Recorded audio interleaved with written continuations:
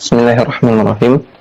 Alhamdulillah Rabbil Alamin. Assalatu wassalamu ala nabiyyina Muhammadin wa ala alihi wa sahbihi ajma'in, amma ba'du. Kembali kita membaca kitab At-Tauhid karya Syekh Shalih bin Fauzan Al-Fauzan hafizahullah ta'ala. Kita akan baca penjelasan untuk istilah yang kedua, yaitu al-fisqu, yang artinya kefasikan. Al-fisqu lughatan, kefasikan secara bahasa artinya al-khuruju, artinya keluar.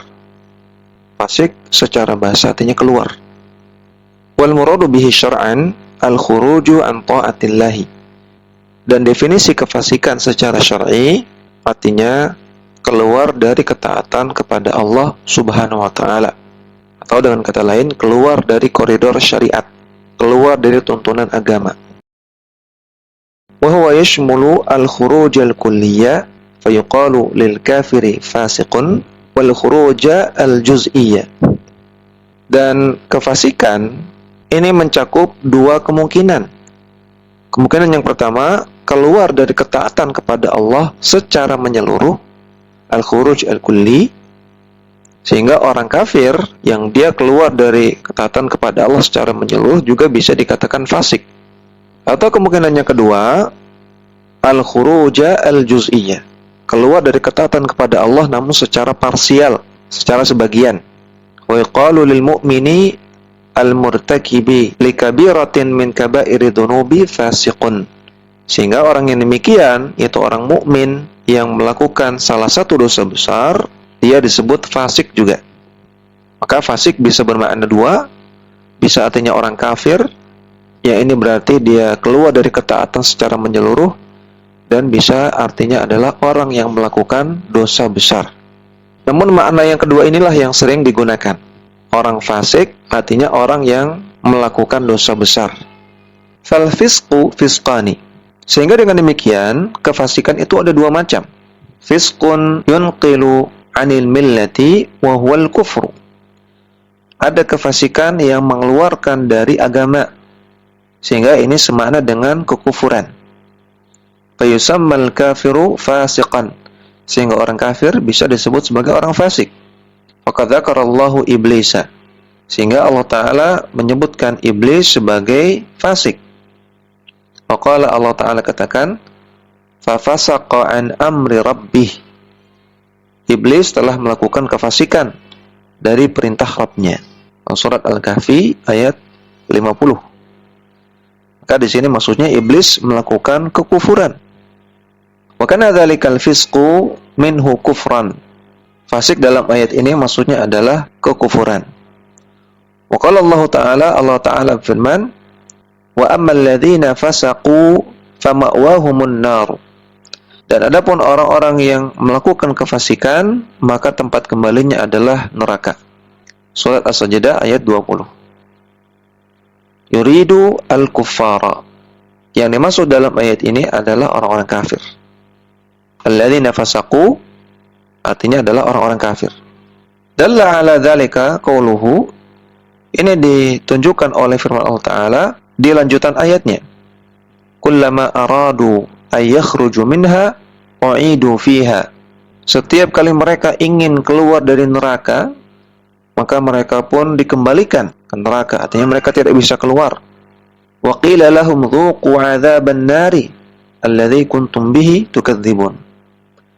Dan dikatakan kepada mereka, rasakanlah azab neraka ini yang dahulu kalian mendustakannya. Surat As-Sajdah ayat 20. Maka dalam ayat ini disebutkan bahwasanya mereka tidak akan pernah keluar dari neraka. Sehingga ini hanya pas, hanya sesuai untuk orang kafir. Sehingga kalau kita korelasikan dengan potongan ayat sebelumnya, wa ammal ladzina fasaqu, orang-orang yang berbuat kefasikan, di sini maksudnya adalah orang-orang kafir. Karena mereka tidak bisa keluar dari neraka. Sehingga dengan demikian, orang kafir juga disebut sebagai orang fasik. Wa yusammal 'asiyu minal muslimina fasiqan. Dan orang-orang yang melakukan maksiat dari kalangan kaum muslimin juga disebut fasik. Walam yukhrijhu fisquhu minal islami. Namun kefasikan yang dia lakukan tidak membuat dia keluar dari Islam. Dan ini akidah Ahlussunnah. Ahlussunnah meyakini dosa besar tidak mengeluarkan orang dari Islam, tidak membuat pelakunya kafir, tidak sebagaimana akidahnya Khawarij. Qala ta'ala, Allah Ta'ala berfirman, walladzina yarmuna al-muhsanati thumma lam ya'tu bi arba'i syuhada'a. Dan orang-orang yang menuduh wanita baik-baik telah berzina dan mereka tidak mendatangkan 4 orang saksi, fajliduhum 80 jaldatan, maka cambuklah mereka 80 kali cambukan. Wala taqbalu lahum syahadatan abada, dan janganlah terima persaksian mereka sama sekali, orang-orang yang menuduh secara sembarangan. Wa ulaika humul fasiqun, dan mereka adalah orang-orang fasik. Surat An-Nur ayat keempat. Dalam ayat ini, orang yang melakukan tuduhan palsu, tuduhan secara serampangan kepada seorang wanita yang baik-baik, maka mereka melakukan maksiat. Tuduhan palsu itu maksiat. Tuduhan sembarangan itu maksiat. Dan Allah sebut sebagai orang fasik. Namun ini tidak membuat orang-orang yang melakukan demikian keluar dari Islam. Wa qala ta'ala, dan Allah Ta'ala firman, فَمَا فَرَضَ فِيهِنَّ الْحَجَّ فَلَا رَفَثَ وَلَا فُسُوقَ وَلَا جِدَالَ فِي الْحَجِّ. Barang siapa yang telah wajib baginya untuk melakukan ibadah haji, dan dia berangkat haji, maka tidak boleh melakukan rafath, yaitu tidak boleh melakukan jima, dan tidak boleh melakukan mubasyarah, bermesraan, wala fusuq, dan tidak boleh melakukan maksiat. Fusuq di sini artinya maksiat. Wala jidala fil haji, dan tidak boleh berdebat, tidak boleh melakukan bantah-bantahan ketika sedang berhaji. Surat Al-Baqarah ayat 197. Wa qala al-ulama'u fi tafsiri al-fusuqi huna wal ma'asiyu. Dan para ulama ketika menafsirkan fusuk dalam ayat ini, mereka mengatakan ini maknanya adalah maksiat. Nah, ini definisi dari fusuk atau al-fisqu, yaitu kefasikan, dan orangnya disebut fasik. Orangnya disebut fasikun. Jadi fasikun itu orangnya, perbuatannya disebut fiskun atau fusukun. Sekarang kita akan membahas tentang ad-dhalalu, ad-dhalal, yang sering diterjemahkan ad-dhalal itu artinya kesesatan atau sesat. Maka apa definisi sebenarnya dari ad-dhalal? Sini beliau katakan, ad-dhalalu al-udulu anit tariqil mustaqimi. Dhalal definisinya adalah menyimpang dari jalan yang lurus. Wa huwa diddul hidayati. Dan ad-dhalal ini lawan dari hidayah. Kalau orang tidak dapat hidayah, berarti dia dhalal. Berarti dia menyimpang dari jalan yang lurus. Ada istilah lain yang mirip dengan ad-dhalal, yaitu al-ghawayah atau al-ghay. Dhalalah sama dengan ghawayah. Ini maknanya sama dengan ad-dhalal, sesat.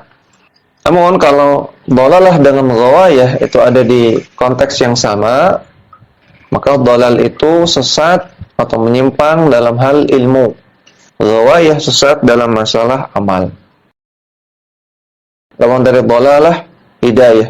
Lawan dari ghawayah rasyadah. Rasyad, ar-rusyd.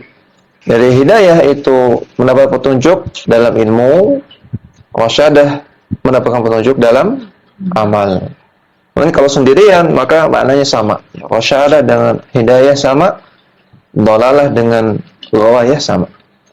Ya, maka dhalalah sesat itu artinya menyimpang dari jalan yang lurus. Oleh karena itu, maka kalau kita mengatakan ini aliran sesat atau si fulan itu sesat, bukan berarti kita mengkafirkan. Bukan berarti kita mengatakan aliran tersebut kafir orang-orangnya atau si fulan kafir, bukan. Karena dhalal artinya menyimpang. Menyimpang bisa kafir, bisa tidak. Karena ketika tidak sesuai dengan jalan yang benar, menyimpang, dhalal. Dan kita semua tidak aman dari dhalal. Pada hakikatnya kita pun sering melakukan penyimpangan. Maksiat termasuk dhalal. Ketika Allah Ta'ala larang berbohong, maka jalan yang lurus adalah nggak bohong. Ketika kita bohong, ini dhalal, kesesatan. Maka ketika kita sampaikan ini aliran sesat, si fulan sesat. Pertama, bukan berarti kita mengkafirkan aliran tersebut atau orang tersebut, belum tentu kafir. Dan juga bukan berarti kita merasa aman dari kesesatan. Kita pun punya kesesatan. Kita pun punya penyimpangan, minimalnya maksiat. Jadi ini perlu dipahami. Qala ta'ala, Allah Ta'ala berfirman, "Man ihtada fa innama yahtadi li nafsihi." Barang siapa yang mencari hidayah, maka sesungguhnya hidayah tersebut untuk dirinya sendiri. Wa man dhalla fa innama yadhillu 'alaiha. Barang siapa yang sesat, maka sesungguhnya dia menyesatkan dirinya sendiri. Maka kata-kata dhalla di sini maksudnya adalah al-udul an-siratal mustaqim, menyimpang dari jalan yang lurus. Al-Isra ayat 15. Ad-dhalalu yutlaqu ala iddati ma'anin. Kesesatan ini memiliki beberapa makna. Ad-dhalal memiliki beberapa makna. Yang pertama, fataratan yutlaqu ala al-kufri. Terkadang dhalal itu artinya kufur.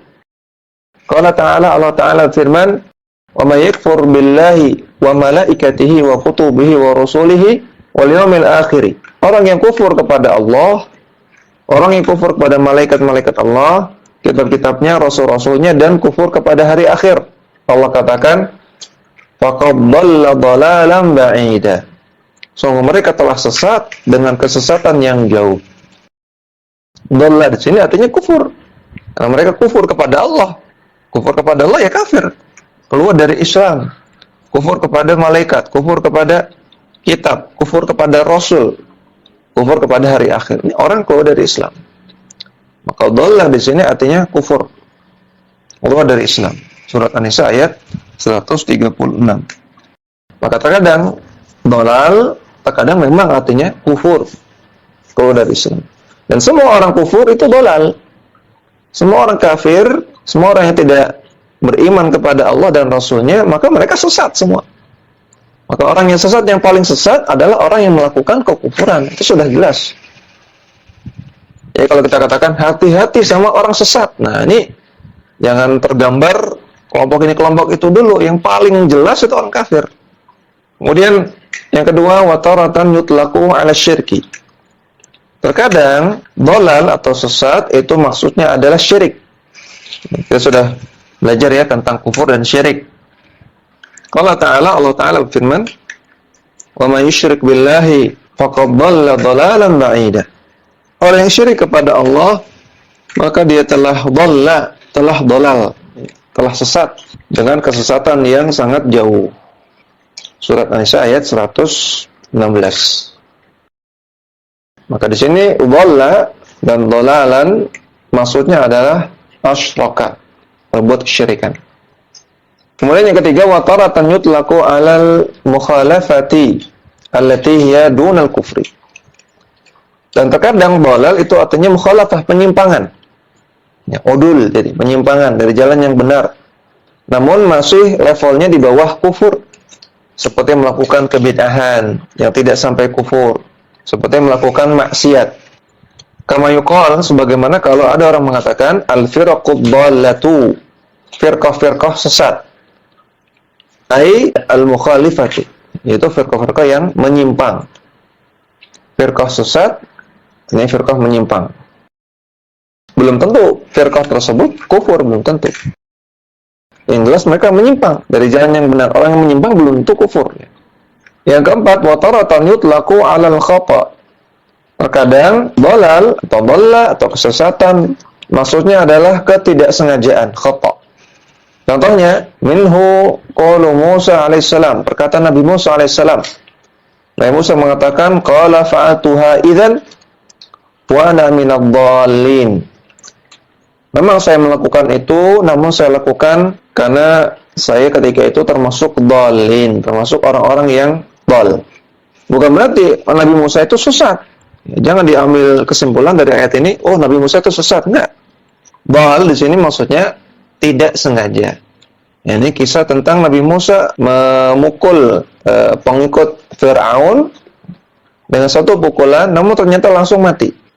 Ya, Nabi Musa mengatakan, Ya, saya memang betul melakukan itu. Saya memukul pengikut engkau, wahai Fir'aun. Fa'altuha. Saya lakukan itu betul. Namun, wa ana minadh dhalin, saya ketika lakukan itu, saya nggak sengaja. Saya bukan bermaksud ingin membunuhnya. Namun ternyata mati. Surat Asy-Syu'ara ayat 20. Maka dhal di sini maksudnya khata. Maksudnya nggak sengaja. Jadi kata-kata dhalal terkadang artinya tidak sengaja. Yang kelima, wa taratan yutlaqu 'ala nisyan, terkadang dhalal atau dhalla artinya adalah lupa. Wa minhu qouluhu ta'ala, di antaranya firman Allah Ta'ala, an tadilla ihdahuma fatudzakkira ihdahuma al-ukhra. Ini ayat tentang anjuran mencatat hutang, ya, atau saksi dalam hutang. Al-Baqarah 282. Ya, Allah Ta'ala katakan, ya ayyuhalladzina amanu idza tadayantum bidainin ila ajalin musamma faktubuh. Wahai orang-orang yang beriman, kalau kalian berhutang untuk suatu tempo tertentu, maka tuliskanlah. Kemudian di tengah ayat Allah Ta'ala katakan, wastashhidu syahidaini min rijalikum, dan carilah saksi 2 orang laki-laki. Fa illam yakuna rajulaini farajulun wa imra'atani. Kalau tidak ada 2 orang laki-laki, maka 1 orang laki-laki plus 2 wanita. Mimman tardawna minasyuhada, dari kalangan orang-orang yang engkau ridhai untuk menjadi saksi. Apa manfaatnya? Kata Allah, an tadilla ihdahuma fatudzakkira ihdahuma al-ukhra. Karena bisa jadi salah satu di antara mereka tadilla. Tadilla di sini maksudnya lupa, bukan sesat, ya. Bukan kufur, bukan syirik, namun artinya lupa. Bisa jadi salah seorang di antara mereka lupa sehingga yang satunya bisa mengingatkan. Kemudian yang ke-6, yutlaqu ad-dhalalu 'ala ad-dhaya'i wal ghaibati. Dan terkadang dhalal juga maknanya adalah dhaya' wal ghaibah. Ya, artinya hilang, sama dhaya' ghaibah artinya sama hilang. Barang yang hilang. Minhu, contohnya kalau ada perkataan dhalatul ibili. Dhalatul ibili ini sama dengan al-ibilu al-dhalatu. Al-ibilu ad-dhalah. Artinya onta yang hilang. Onta yang hilang, ya, bukan onta yang tertukar. Jadi dhalah di sini bukan ontanya sesat. Jangan kita menyesat-nyesatkan onta, kasihan. Bukan mengkufur-kufuri onta. Ini ontanya hilang, bukan sesat. Ini sering dibahas dalam bab fikih, ya. Kalau ada kata-kata dhalah dalam bab fikih, maksudnya barang hilang, binatang hilang. Jadi ini beberapa kata atau beberapa makna dari kata-kata dhalal atau dhalla. Sehingga faedahnya ketika kita mendapati ada orang mengatakan ini aliran yang dhalal, aliran yang sesat, ini orang sesat, bukan berarti dia sedang mengkafirkan. Nah, juga kata-kata ini adalah kata-kata yang lebih aman untuk kita sematkan kepada orang yang memiliki pelanggaran dalam masalah agama. Semua pelanggaran agama itu dhalal, kesesatan. Semua pelanggaran agama itu kesesatan. Berbeda dengan kalau kita sematkan istilah kufur atau syirik yang lebih berat. Apalagi munafik juga. Ya, munafik, kufur, syirik berat. Sedangkan istilah dhalal, nah ini lebih ringan. Orang yang melakukan pelanggaran agama, kalau kita sebut dhal, sesat, pas. Tapi kalau kita sebut kafir atau musyrik atau munafik, nah ini kita perlu lihat dulu, benar nggak? Karena semua pelanggaran agama sesat. Dan kita juga akui kalau kita melakukan pelanggaran agama, ya kita telah melakukan kesesatan, akui. Namun tentu saja kita ingatkan bahwasanya tidak boleh serampangan, sembarangan menyematkan label sesat atau dhalal kepada seseorang secara muayyan, secara spesifik. Sebagaimana dalam vonis kafir, dalam vonis nifaq, dalam vonis fasik dan vonis mubtadi, ahlul bid'ah, demikian juga dalam vonis sesat, ini pun ada syarat-syarat dan juga mawani', ada syarat dan penghalangnya. Ya, demikian yang bisa kita bahas, mudah-mudahan bermanfaat. Wassallallahu ala nabiyina Muhammadin wa ala alihi wa sahbihi wasallam. Wa akhiru da'wan alhamdulillahi rabbil alamin. Subhanakallahumma wa bihamdika asyhadu an la ilaha illa anta Astaghfiruka wa atubu ilaik. Assalamualaikum warahmatullahi wabarakatuh.